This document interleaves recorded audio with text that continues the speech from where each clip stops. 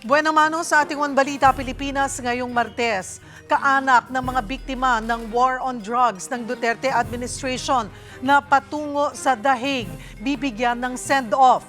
Ilan sa mga natukoy na co-perpetrators aapila kung may lumabas na arrest warrant laban sa kanila. Senator Jinggoy Estrada, former DPWH Secretary Manny Bonoan at ilan pang sangkot sa flood control scandal, pinatawan ng hold departure order. Kasabay ng pagsalubong sa Chinese New Year, Ambassador Jing Quan may mensahe para sa mga Pilipino. We're ready to share our developments against with our other countries, including the Philippines, to achieve mutual benefit and shared progress. Mga Pilipino patuloy na binabalaan na mag-ingat sa mga nagre-recruit para sa mga trabaho abroad, pero ang ending isasabak pala sa giyera. Pag-uusapan natin kasama ang DFA. At kilalanin ang malulupit at nagagandahang kandidata para sa Miss Universe Philippines 2026.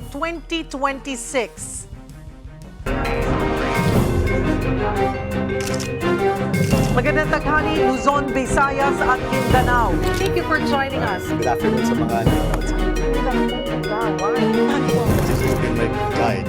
Ang buting utang, kumikita sa mga utang, walang kita. Mga kaibigan ng mga balita sa Visayas at Mindanao. Dagsana ang mga paluwa sa kanilang mga probinsya. Hola! One Balita, Pilipinas!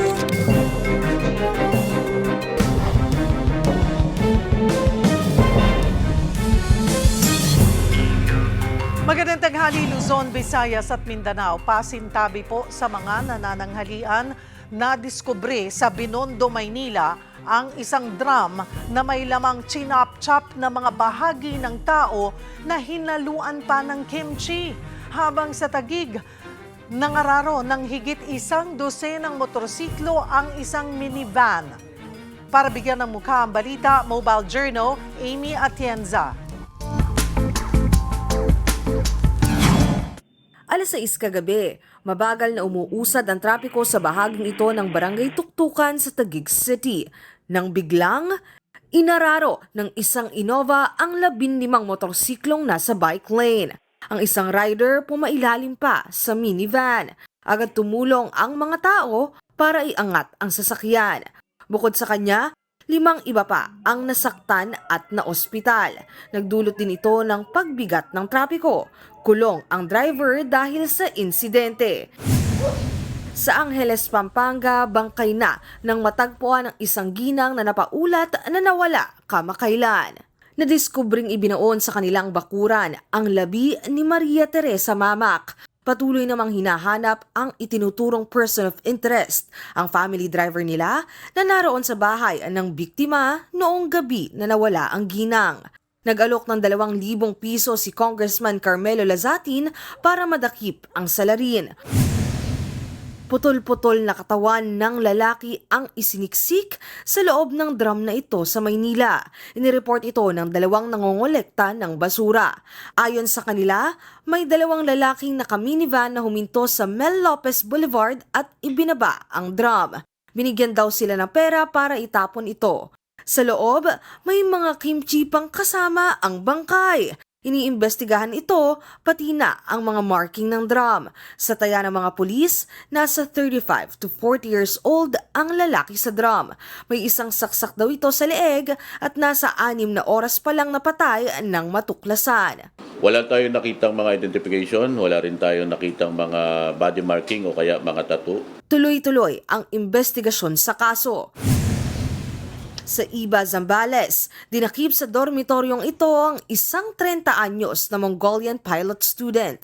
May isinagawang intelligence investigation kay Bolt Baatar Bolderdin dahil sa kahina-hinalang kilos.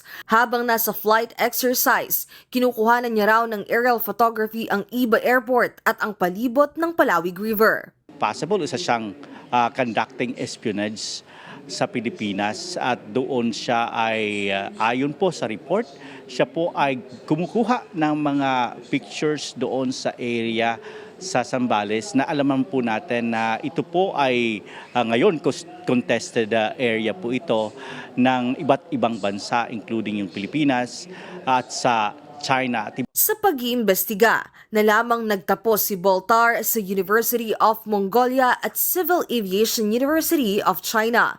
Nakuha niya ang kanyang lisensya bilang jet fighter pilot sa People's Liberation Army Air Force Aviation University. Pero hindi niya idineklarang jet fighter pilot at militar siya nang mag-enroll sa flying school sa Zambales. Jet fighter pilot po siya, nag-aral din siya doon sa China. At isa sa nakikita ng ating intelligence group na possibility po, siya po ay ginagastuhan, finance ng Chinese government.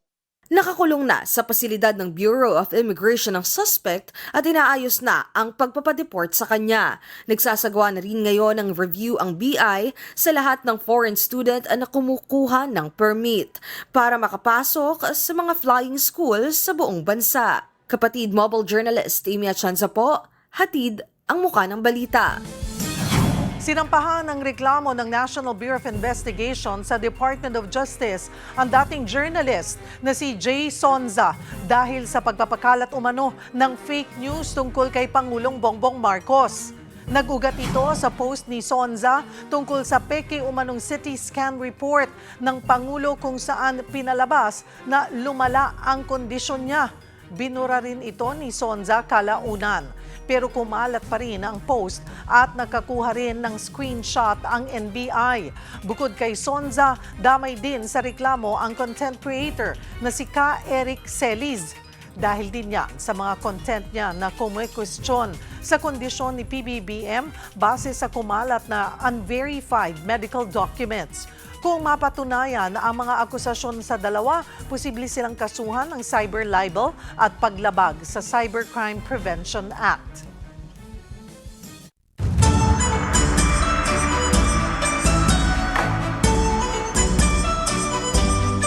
Masayang sinalubong sa pinakamatandang Chinatown sa Maynila ang Year of the Fire Horse. Magbabalita si Dave Abuel.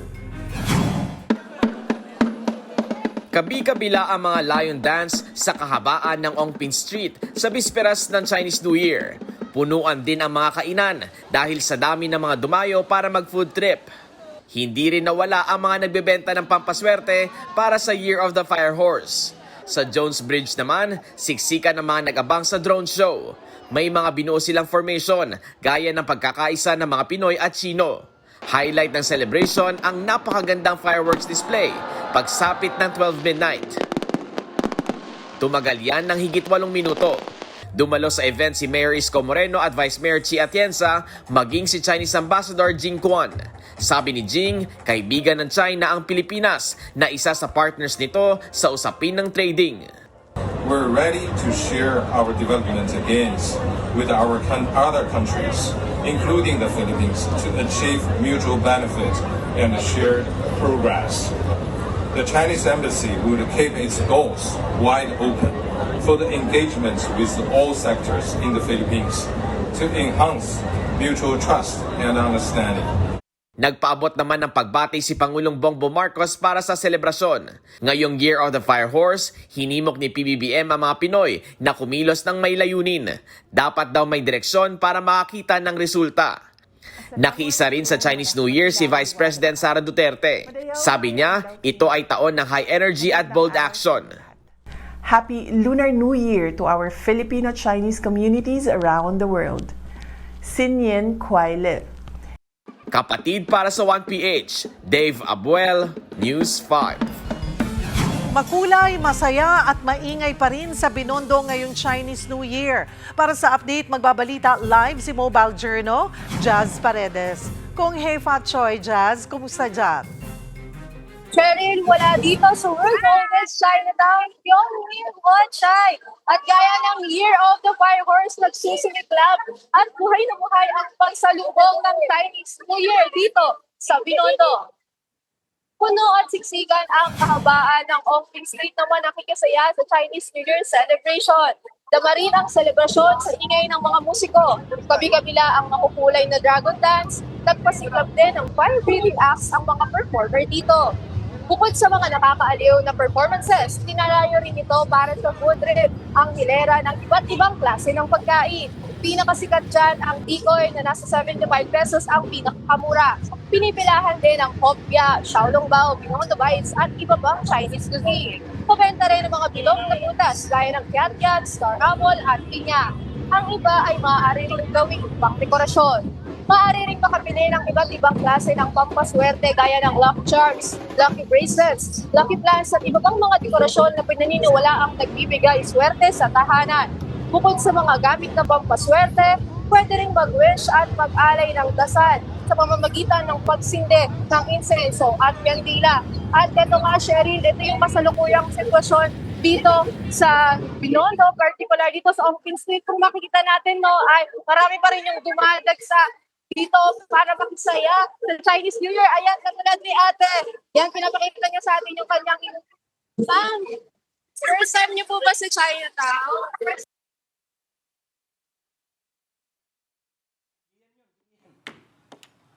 Alright, babalikan po natin maya-maya si Jazz Paredes.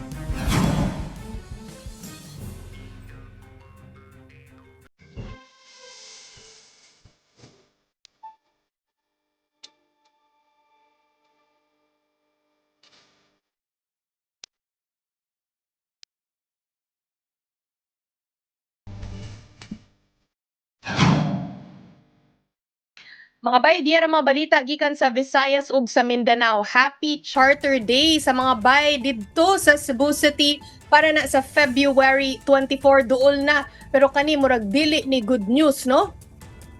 Matod ni Nestor Archival, murag imposible nga mahatag ang traditional na 35,000 peso Charter Day bonus didto sa mga empleyado sa City Hall. Og kani pa, posible nga kinahanglan pa nga ibalik ang mga past incentives tungod sa notices gikan sa Commission on Audit o COA. Ang mga tawo nga nakapirma nga nakadawat ni adtong bonus dili makakuha og retirement benefits unless ibalik nila ang ilang mga nadawat. Ang ingon manggod mga bay ni Mayor Archival kay niabot na daw sa 91 million pesos ang deficit sa lungsod, maong quote-unquote no room na daw para sa mga discretionary spending. Base kini sa COA audit report ni adtong January 2025. Kinahanglan daw maghuna-huna karon ang city government og laing paagi aron makahatag og bonus nga dili ma-trigger ang mga memo ug suspension notice gikan sa COA. Ang usa ra gyud ka paagi mga bay matud pa niya kay pinaagi sa savings nga unfortunately wala pa ang lungsod karon. Ito tas ubos sa Mindanao mga bay kay ang ubang mga Dabawenyo dili gyud mutuo nga involved sa extrajudicial killings sa war on drugs silang Senator Bato de la Rosa ug Senator Bongo. Pero mga bay, ang gipagawas nga impormasyon sa ICC kay co-perpetrators kuno ang duha sa drug war case ni former President Rodrigo Duterte. Bisan og dili kumbinsido ang ubang Dabawenyo nga adunay Davao Death Squad o DDS, mutuo sila nga adunay nahitabo nga patsanay. Pangwala na siguro na ila. Para ang issue nga corrupt nga sa to flood o control para lang matabunan. Mo na akong kuan na akong sakwa lang kuan lang. Akong tanaw. Nalay mamatay ang tao katong nagpabadlong diri sa tuwa diri sa Davao. Bisag asa ka, di mo na iyawon, di mo na balik-balik man na. Ilan lang sampulan yun na sila. Puto ka nga na mga DDS diri sa una. Awa po kailangan DDS, ang akong nailan, ang pagpatay ng magtao. Didita sa laing bahin mga bay no, update aning flood control projects o kani gi-implead o gi-appeal sa DPWH o Department of Public Works and Highways ang contractor nga si Pacifico Curly Discaya didto sa giingong Ghost Flood Control Project sa Davao Occidental nga nagkantidad og 96.5 million pesos. Matod sa Office of the Ombudsman, base sa mga affidavit nga gisumite, ang Discaya Patriarch adunay beneficial ownership ug exercising dominion sa mga kumpanya nga nalambigit o na-involved sa kaso. Kauban ang iyang asawa nga si Sarah Discaya. Hatagan si Curly Diskaya og 10 days aron motubag sa complaint affidavit before madeterminar sa prosekusyon kung aduna ba'y prima facie evidence nga magpamatuod sa iyang sala. Kutobra sa tadiharon mga bay, magkuyog na sa taugma para sa mga balita gikan sa Visayas ug sa Mindanao. Ako si Chicky Verhel.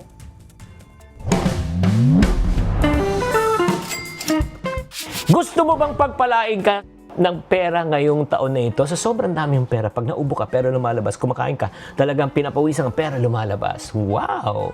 Alam nyo ba na maraming pong ika nga pwede natin gawin para tayo magkaroon nun? So, paano yan? Pag-usapan natin to. Magandang araw at tanghali po sa inyo. This is Chingitan, your pambansang world coach. Siyempre, tuwing Chinese New Year. Again, maraming mga tradisyon, di ba? Mga pinapaniwalaan na pamahiin. Oo. Kaya nga pag-usapan natin ano yung mga magaganda at hindi magagandang gawin. Ay, ito lang sa likod ng pamahiin na may isang malinaw na aral kung paano mo sisimulan ang tamang bagong taon. Oo, ikaw ba'y maniniwala sa tradisyon? O ikaw ay maniniwala sa intensyon kung paano ka dumiskarte? Okay. Mga ika nga paniniwala ng mga tao na ika nga lalo ng mga Filipino-Chinese, magtatabi ng pera sa pitaka sa Chinese New Year. O, ayon daw sa tradisyon, kasi kung may laman daw ang iyong pitaka, yung susunod ng buong taon ay tuloy-tuloy na ika nga magkakaroon ka ng maraming pera. Kaya kung payat ang iyong pitaka at walang laman, ay nako, yan din daw ang mangyayari. Pero para sa akin, mas maganda na meron kaysa wala, di ba? Pangalawa, may mga iba naniniwala na maggumamit daw ng pula o red wallet. Ang pula daw ay isang simbolo ng kasaganahan. Kung meron kang talagang mga pulang damit, pulang pwede mong gamitin, di ba? Ako ay nagpupula kasi yan ang binibigay ng aking nanay nung ako ay bata pa. Pangatlo, alam mo isa pang ginagawa ng mga Chinese pag Chinese New Year? It is better to give rather than to receive. Oo, hindi sila naghihintay ng angpaw pero sila nagbibigay ng angpaw kahit na maliit. Ang pagbibigay daw kasi ay pagbubukas ng biyaya. Hindi mahalaga kung magkano halaga. Ang mahalaga, di ba, nagbigay ka. O kaya pwede ka mag-umpisa kahit sa 20, 50, lagay mo. Oo, di ba? At pang-apat, simulan natin ang taon na may clean slate. So anong pong gagawin natin? Bayaran po natin ng ating mga utang. Kailangan ba buuin? Hindi.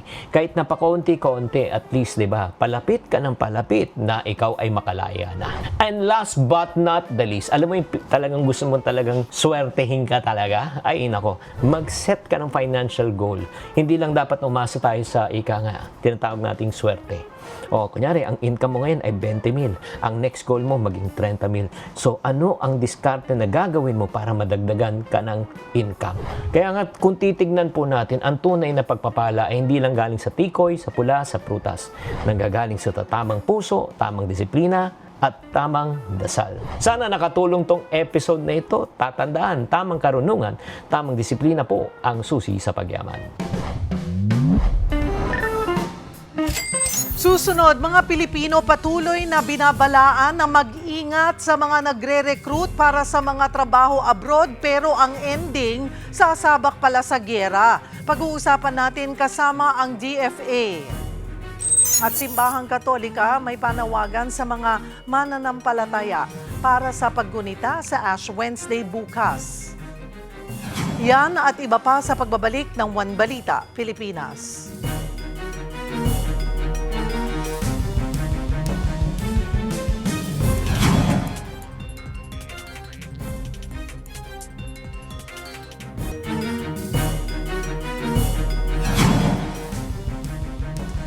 Nagpaabot din ng pangamba si Senate Committee on Foreign Relations Chair Erwin Tulfo sa higit 20 Pinoy seafarers na sakay ng Russian vessels na nanganganib maipit sa giyera sa Ukraine. Nakatakda siyang makipagpulong sa Department of Foreign Affairs para matiyak ang kaligtasan ng mga Pinoy.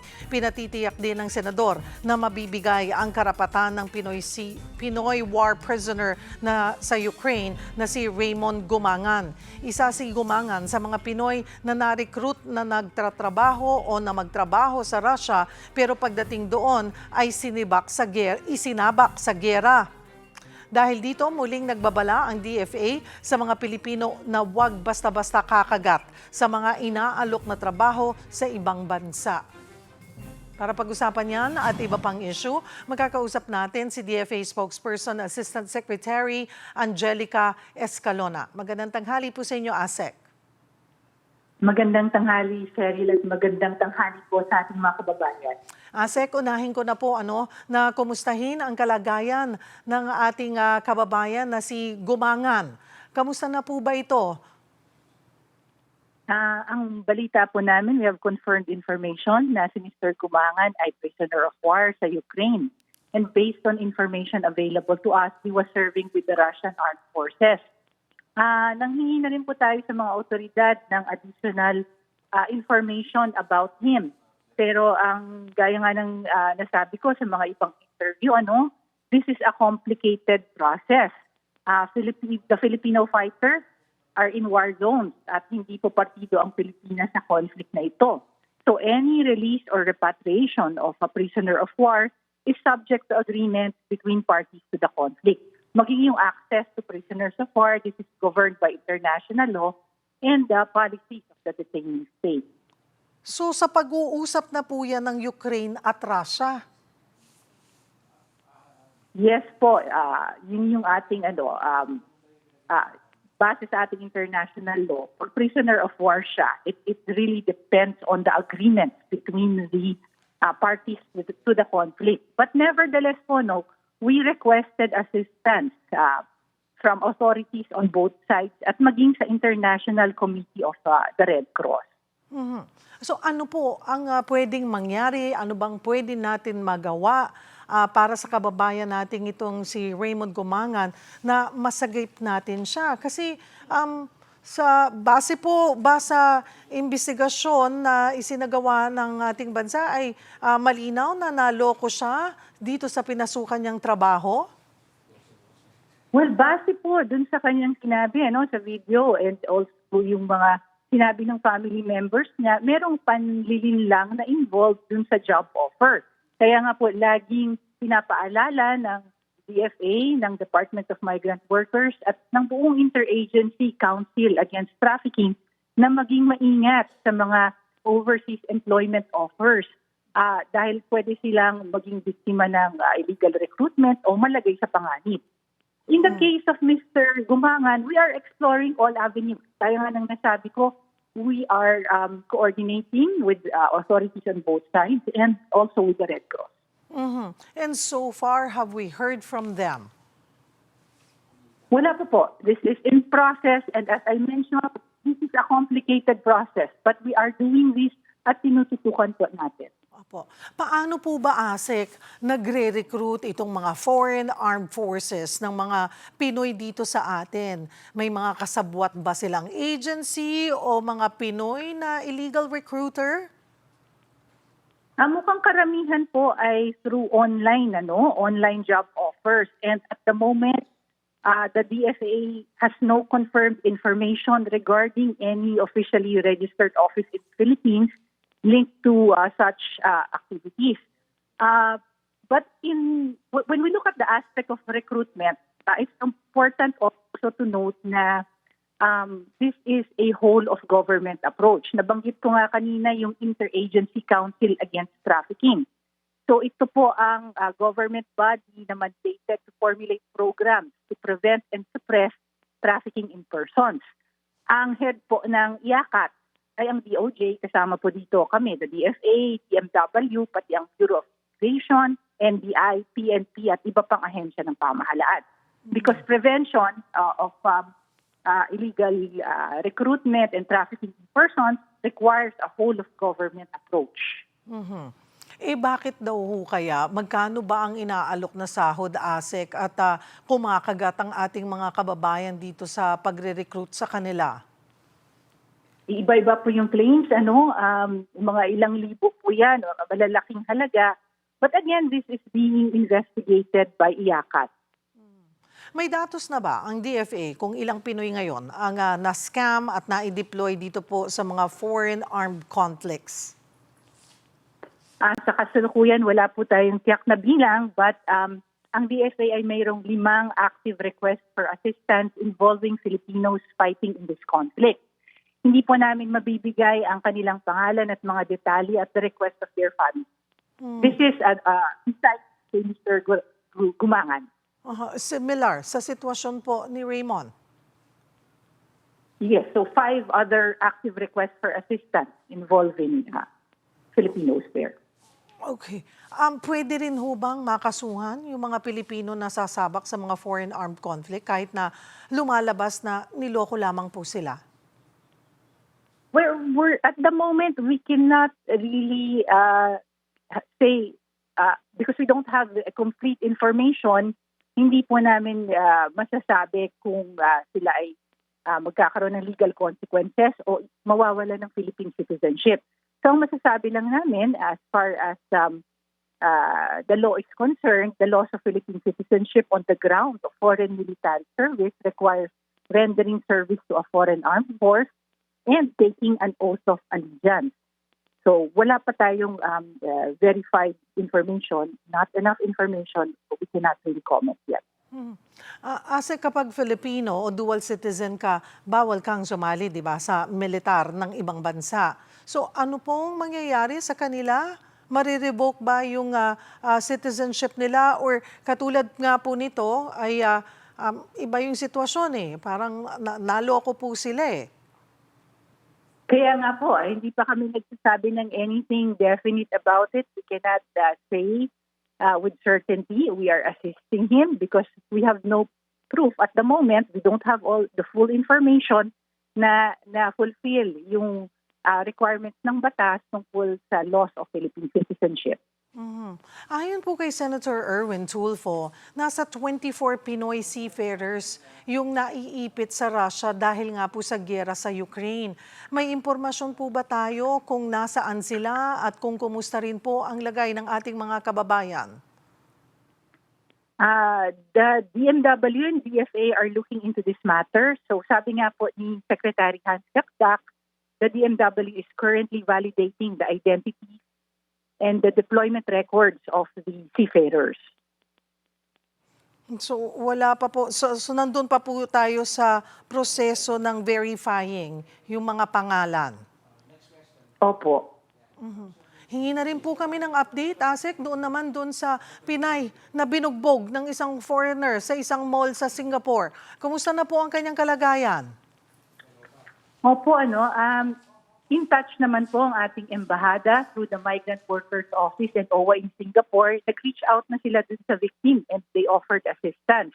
But we cannot disclose details muna that could affect ongoing measures or aggravate the situation. But tinutulungan po siya.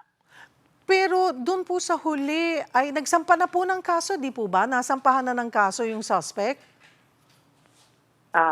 Doon po sa huling pakikipag-usap po namin sa isang DFA official, ay ang sabi po ay during the time na nakausap po namin yung isang official ay kasalukuyang inaasistihan para magsampa po ng kaso. Yun po ang aking pagkakaalala. She's being assisted. She's being assisted. So that is as far as I can say at the moment.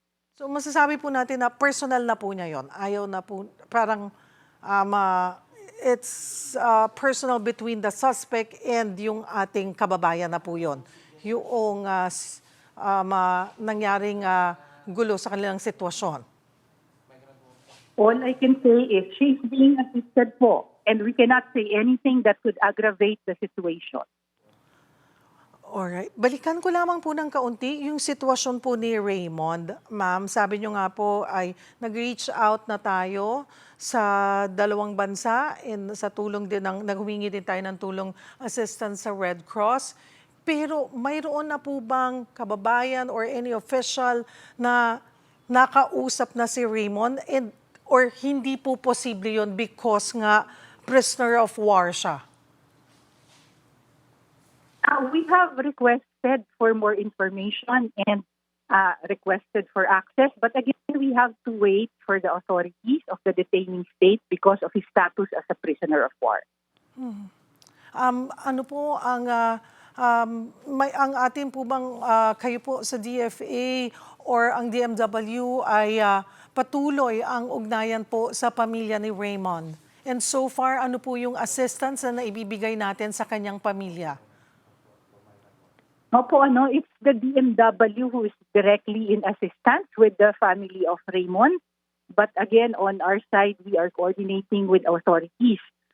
Siguro dito, I'd really like to emphasize na ang importante is that highlight natin yung messaging sa ating mga kababayan na mag-ingat sa mga online job offers because marami pong mapaninlang na job offers at mainam po na i-verify ang mga job offers, mga recruitment agencies, recruiters at employers sa DMW. Alright, marami pong salamat for the update. DFA spokesperson, Assistant Secretary Angelica Escalona. Nang hikayat ang Simbahang Katolika ng social media fasting sa Ash Wednesday bukas. Hudyat ito ng simula ng Kwaresma na inilalaan para sa pag-aayuno at pangingilin bilang paghahanda sa Holy Week.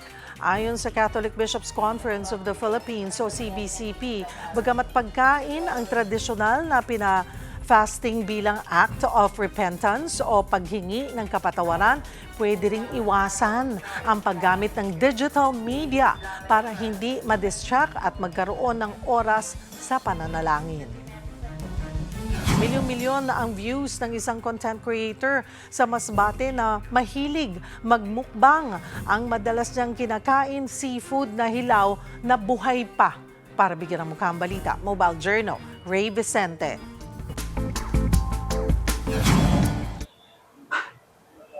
Hindi na bago ang mukbang content online. Pero ang isang babae sa Masbate, ang favorite ni mukbang o ace sa fresh seafoods. Paano ba naman? Alive pero kinakain niya na. Pusit, hipon, isda, alimango at iba pang pagkaing dagat. Yan ang madalas kainin ni Riza para sa kanyang online content. Hindi lang basta hilaw ha, kahit buhay, go siya. Yung raw foods po, kikilaw lang po lang yun. May nilalagyan lang po ng suka. Masarap din naman pag walang suka. Normal na raw ang pagkain ng kinilaw sa kanila.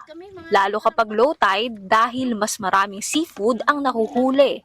Basta maisawsaw sa suka, lalabanan na yan ni Riza. Noong mga unang-una, nakakatakot po talaga kasi buhay pa siya. Baka mamaya pumasok sa or kaya kung una. Pero nung nasanay na rin po, parang okay na rin. Approve naman kay Doc ang paggamit ng suka ni Riza. Ito raw talaga kasi ang panangga para ligtas na makain ang mga hilaw na seafood. Mas magiging safe kung maghalo tayo ng vinegar or suka kasi meron itong acetic acid na pumapatay sa mga bacteria or viruses. Hindi siya 100% pero mataas yung chance na mas safe siya, no? Like 90% kasi natural antibacterial. Pero hanggat maaari, mas mainam pa rin daw na lutuin para makaiwas sa anumang impeksyon. Mas maganda talaga na lutuin yung mga, lalo na kung seafood kasi notorious talaga yung seafood. Kung ano yung dinomin natin na diarrhea, ipapalitan natin ng equal na tubig, no? So, para hindi ma-dehydrate kasi yung mga complication ng infectious diarrhea ay dahil sa dehydration. So, tiniyak naman ni Riza na nag-iingat pa rin siya sa paglamon ng mga lamang dagat. Awa raw ng Diyos sa higit 5 taon niyang pagmumukbang, hindi pa siya tinatamaan ng anumang sakit. Ingatan po talaga muna yung ating health. Tsaka yung kinakain po talaga natin, suriin natin talaga ng mabuti. Kasi isa lang po ang buhay natin. Mga kapatid, mobile journalist Ray Vicente po, hatid ang mukha ng balita. Kinagiliwan ng netizens ang love story ng magkasintahan na ine-express ang kanilang pagmamahalan sa pamamagitan ng sign language. Para bigyan ng mukha ang balita, Mobile Journal, Francis Rivera. Ramdam na ramdam ang pag-ibig sa mga video ng isang couple na ang tanging paraan ng pag-uusap ay sign language. Higit isang taon nang nagsasama ang college couple na sina Rojan Ann Mendoza at Audrey Selwyn Harabejo. Hindi ito naging madali dahil deaf o bingi si Audrey. Pero sadyang ang pag-ibig, walang sinisino. Kaya si Rog, ginawa ang lahat para lubos silang magkaintindihan. Ang hirap po talaga mag-communicate. Like, ano pa lang po, MU pa lang po kami. Hindi ko naman siya nakitaan ng paghihirap po kasi chat lang naman po yun. Pero yung nag-start na po kaming mag-date and nag-court na siya sa akin, yun, parang nahirapan ako. Nung naging mag-on na sila, saka inaral ni Rog ang sign language para kay Dre. Nag-aral ako ng sign language kasi mahirap po talaga, especially now po na boyfriend ko na po siya. Palagi po kami nag-aaway dahil sa hard communication. May sariling grammar po yung deaf and iba sa grammar natin. Kwento pa ni Rog, naging bonding na raw nila ang turuan ng isa't isa. Si Dre kasi gusto rin matuto magsalita. Naging maganda naman daw ang pagtanggap ng mga magulang nila sa relasyon nilang dalawa. Kaya labis ang pasasalamat nila para sa mga sumusuporta at natutuwa sa kanilang pagsasama. Mahal niya po daw yung mga fans namin and thank you daw so much for supporting us. I hope po na hindi po sila magsasawang mag-support sa amin po, especially po sa deaf community po. I'm proud po kay Audrey and sa amin po. I love you. I love you. Love you. Mga kapatid, Mobile Journal Francis Rivera po, hatid ang mukha ng balita. 2 dekada na ang walang maayos na palikuran ng isang pamilya sa Ilocos Norte. Kaya naman nagbayanihan ang mga pulis at ilang foreigners sa lugar para bigyan ng mukha ang balita. Mobile Journal, Kayla Makantan. Comfort room ang tawag sa ating mga banyo, pero maging komportable pa kaya ang tahanan kung walang maayos na palikuran? Parang normal na konstruksyon lang ito sa isang bahay sa Bana, Ilocos Norte. Pero ang mga trabahador, police officers ng 101st Maneuver Company RFMB-1 na nakadestino ngayon sa Lawag City. Ang ginagawa nila, regalo para sa isang pamilya. Kailangan po na ayusin po yung kanilang palikuran para na rin po sa safety at health issues na rin po nila. Medyo nakakaawa po talaga yung kagayan nila, madam. Sa totoo lang. On-call laborer ang padre de pamilya na may problema sa pandinig. Labandera naman si Mrs. na may problema naman sa pagsasalita. 2 kanilang anak, edad 12 at 5. Ito ang unang pagkakataon na magkakaroon sila ng sariling maayos na palikuran sa loob ng 2 dekada. Nakakahalaga at malaking tulong sa amin dahil matagal na kami walang. Nagpapasalamat po kami kay Sir Martin at Ma'am Catherine Scholar kasi natupad po ang aming pangarap na magkaroon ng sariling CR sa mga pulis ng RMFB-1 na siyang gumagawa sa araw-araw sa aming CR. Maraming salamat po sa inyo, mga sir. Pinasuyo ito ng mag-asawang Good Samaritan na sina Martin at Catherine Mangobas Scholar na Swiss nationals. Matagal na rin pong tumutulong sa mga outreach programs or mga community-related activities. At sila rin po yung nagbigay po nung beneficiary po natin. Sila rin po yung nakahanap. Kanila po yung sponsor, Financial Matters, Nation po, tsaka yung manpower po sa pagpapagawa po ng proyekto po natin. February 9 nagsimula ang pagtayo ng palikuran at target na itong matapos ngayong linggo rin. Simpleng tulong mang maituturing. Malaking bagay ito sa pamilya Salvador. Nanghihikayat po kami. Kahit hindi through organization namin, lalo na yung mga may kaya na tumulong, hindi po tayo pantay-pantay. Alam po natin yung iba, may naghihirap, may kumakayot, mayroong maginhawa yung buhay. Para para maging mas masaya po dito sa lugar natin. Huwag iismuli ng banyo dahil pangunahing pangangailangan ito para sa maayos at ligtas na pamumuhay. Mga kapatid, Mobile Journal, Kayla Makantan, hatid ang mukha ng balita. Samantala, naglabas na ng precautionary hold departure order ang Manila Regional Trial Court laban sa ilang personalidad na iniimbestigahan sa flood control scandal. Wala pang formal na kaso sa korte pero hindi na papayagang umalis ng bansa sina Senator Jinggoy Estrada, former DPWH Secretary Manuel Bonoan at iba pang dating DPWH officials na sina Roberto Bernardo, Henry Alcantara at Gerard Opulencia. Nahaharap sila sa reklamong plunder at direct bribery sa DOJ. Sabi ng korte, nag-issue sila ng hold departure order dahil posible raw silang umalis ng bansa sa gitna ng gumugulong na investigasyon. Ayon naman sa DPWH, meron pang malalaking personalidad na posibleng makasuhan dahil sa flood control scandal.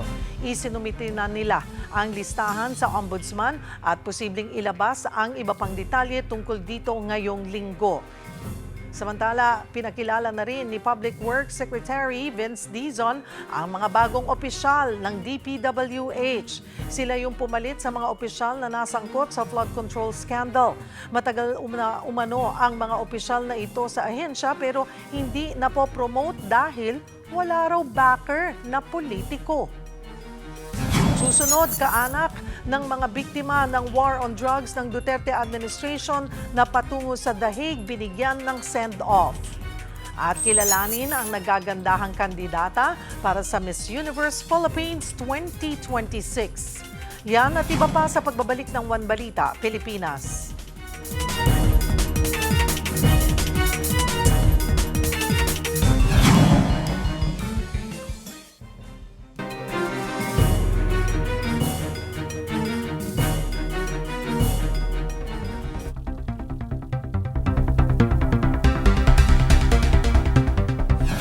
Naghahanda nang lumipad patungong The Hague sa The Netherlands ang delegasyon ng war on drugs victims.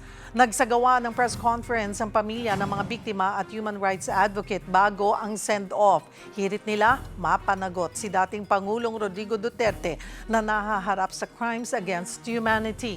Dadaluhan ng delegasyon ang hearing sa confirmation of charges laban kay Pangulong Rodrigo Duterte sa February 23.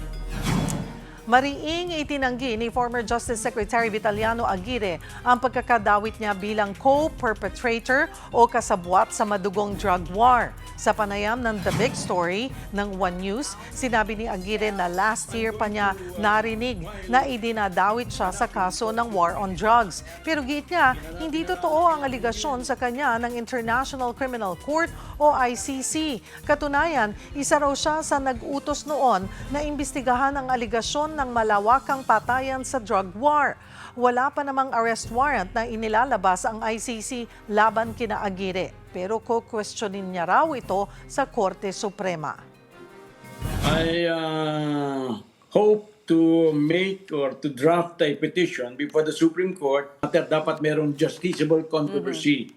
So dito dapat mapruibahan ko na merong danger na yung constitutional right ko may be violated. For example, to be imprisoned in a foreign country without due process. I'm going to file an action before the Supreme Court, a petition before the Supreme Court for certiorari. Ayon naman sa palasyo, obligado silang arestuhin ang mga sangkot sa drug war basta't may ilabas na arrest warrant ang ICC. Kung kayo magtatago, ano bang ibig sabihin yan? Kayo ba'y may kasalanan? Hindi po kinakailangan magtago kung alam po nila na sila'y walang kasalanan, humarap sila at maging matapang. Samantala, imumungkahi ni Senate President Pro Tempore Ping Lacson na pag-usapan ang pagkakadawit ni Senator Bongo at Bato de la Rosa sa kaso ni former President Rodrigo Duterte sa ICC. Kabilang daw sa dapat mapag-usapan ang immunity sa pag-aresto ng mga senador habang may sesyon ang Kongreso. Ito rin ang iginiit ni Senator Risa Ontiveros na nanindigang walang senador ang pwedeng arestuhin sa loob ng Senado. Dako tayo sa sports, may panibagong aabangan sa UAAP Season 88. Yan ay ang golf. Para bigyan ng mukha ang balita, Mobile Journal, Denise Valdesancho. Good news para sa golf community ang announcement ng UAAP na ipapasok ang golf bilang demo sport ngayong Season 88. And speaking of a new sport, boys baseball is returning for after a 6-year hiatus, and we have a new event in golf which will have a separate press conference. So I don't want to preempt the event. It will have its own launch event and the tournament proper. Approve ang ilang UAAP students dyan. There aren't many organized competitions for student golfers nowadays. And having it on UAAP stage like gives golf more visibility and opens more doors talaga for student athletes. Ngayon kasi, sumasali na ang mga collegiate golfers sa iba't ibang intercollegiate at commercial tournaments. Validation kung maituturing ang pagdagdag ng sport nila sa UAAP. As an avid junior golfer and now the captain of the team, this is something we've been waiting for. Even as a demo sport, felt like we had validation for our work and persistence. Para sa kanila, hindi lang physical sport ang golf. It's kind of a slow game, but it really teaches honesty, humility, grit. It's a big mental game, and a big part of it is like meeting people. I hope the implementation shows that golf is ready as to be a permanent fixture in UAAP. Underrated man lalo na sa collegiate scene. Pero sa pagpasok ng golf bilang demo sport, umaasa sila na mas maraming kabataan ang maenganyong subukan at suportahan ng sport nila. I hope people have an open mind to this sport and hopefully support the golf as a sport for UAAP. Mga kapatid, Mobile Journal Denise Valdesancho po hatid ang mukha ng balita. Unti-unti na ang nadidiskubre ang isang hidden library sa Makati kung saan libre ang pagpasok. Para bigyan ng mukha ang balita, Mobile Journal, Daniel Dayaw. Sa mga naghahanap ng tahimik na lugar na perfect para makapagbasa, hindi lang coffee shops ang option ninyo. May nadiskubre kasi akong hidden library sa Makati na free for everyone. Ito ang UCM Library. Nasa basement 1 ng Union Church, Manila, sa kanto ng Rada at Legazpi Streets. Higit 25,000 ang mga libro rito at bukas para sa lahat. We have a wide variety of books, including Christian, children's books, and secular titles. So there's something for everyone in the community. Kung tapos ka ng magbasa ng libro, pwede rin itong outreach space kung saan may mga activities para naman sa mga bata. Pwede rin ito sa mga naghahanap lang ng me time, gaya na lang ni Jake. Really wanted to go to a quiet space kung saan I can focus and like really get my mind off work, of school. It's a very small, cozy space, so the environment is so nice. It's really great first-time experience here. Sina Vico at Arnold naman, suki na rito. And it's a great place to like get your thoughts in order because you're surrounded by literature. So you get to expand your knowledge as well. Para makapasok, valid ID lang ang kailangang ipakita. Kung gusto niyo naman na gawin itong ultimate tambayan for the year, sa 200 pesos na annual membership, pwede ka na maki-wifi at humiram ng libro for home reading. Bukas ang hidden library tuwing Lunes hanggang Miyerkules at weekends. We really hope visitors discover new stories, feel welcome, and see how connections can be made here. Mga kapatid, Mobile Journal, Daniel Dayaw po, hatid ang mukha ng balita.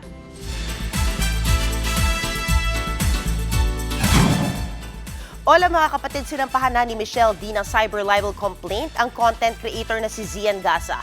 Personal pong nagpunta si D sa NBI Cybercrime Division para ireklamo si Gaza at ang mga nasa likod ng 4 na Facebook pages. Nagpapakalat daw kasi ito ng mga fake news tungkol sa beauty queen.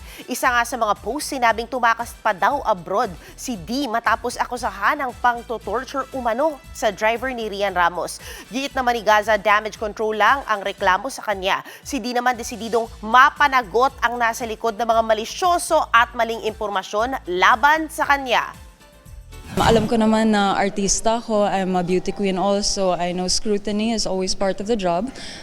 Pero in cases like this, of course, it's a call for accountability against fake news. Hindi po to teleserye. Mga totoong buhay po ang naapektuhan. Magpupuksaan sa ganda at galing ang isa sa pinakamalakas na batch ng mga kandidata para sa Miss Universe Philippines. Marami kasi sa kanila, batak na sa mga pageant. Narito po ang report. Labanan ng face card at lakas ng dating. Nagsama-sama ang mga beauty queen mula sa iba't ibang pageant, hoping na masungkit ang Miss Universe title. Ilan sa mga notable na sumali this year, si Binibining Pilipinas International 2022, Nicole Borromeo, former Miss Earth at Binibining Pilipinas, and Miss Universe Germany Imelda Schweigart, Asia's Next Top Model Cycle 6 runner-up Adela May, at Miss Earth Water 2024, and Miss Earth USA Bea Windorski. Hindi lang sila puro ganda dahil palaban din ang kanilang mga advokasya. To advocate for OFW rights and advocate for Filipino immigrants all across the world. My advocacy is education for children, pero yung point is the nourishment. So kasi a child or a human with an empty stomach can't focus and can't learn. Mismong si MQAA star, Mr. Global Winner / President ng Mr. Pilipinas Worldwide na si Dom Curillo. Maraming tropa sa mga contenders pero hirap makapili kung sino ang manok niya. They came from different pageants. It's like Avengers, no? They all went here and it's like an assemble. Ang pasabog pa this year, may bagong format ang Miss Universe Philippines. Sa tie-up with MVP company na Maya, makakaboto rin ala judge ang audience. Gaya na sa preliminary swimsuit at evening gown competition, pati sa closed-door interview segment. Makakatulong ito para makapasok ang mga kandidata sa semis. Magsisimula na sa Marso ang sunod-sunod na pre-pageant activities bilang paghahanda sa inaabangang coronation na gaganapin sa Mayo 2026. Ang mapipiling mananalo ay magiging opisyal na kinatawan ng Pilipinas sa Miss Universe 2026 na idarao sa Puerto Rico sa Nobyembre. Diba? Yan ang latest sa showbiz. Balik sa'yo, Cheryl. Thank you, MJ. At yan po ang mga bumabanderang balita at public service sa inyong tunay na kasalo sa tanghali. Hanggang bukas, dito sa Balita magpapabusog sa inyong kaalaman. Ako po si Cheryl Cosim. Kami ang inyong kapatid sa public service. 1PH, teleserbisyo para sa Pilipino.